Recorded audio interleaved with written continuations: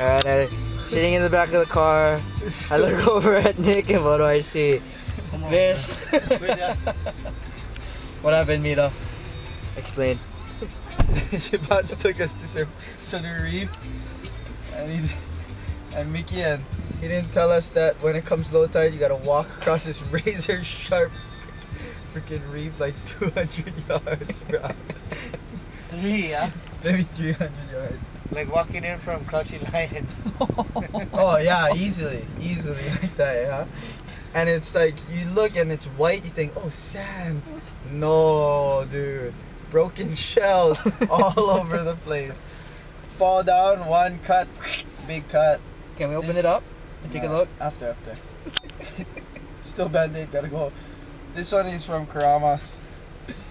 And this one, a shell got stuck in between my toe and went and cut it, dude. How? And the sound effect, I said, ah! Beep!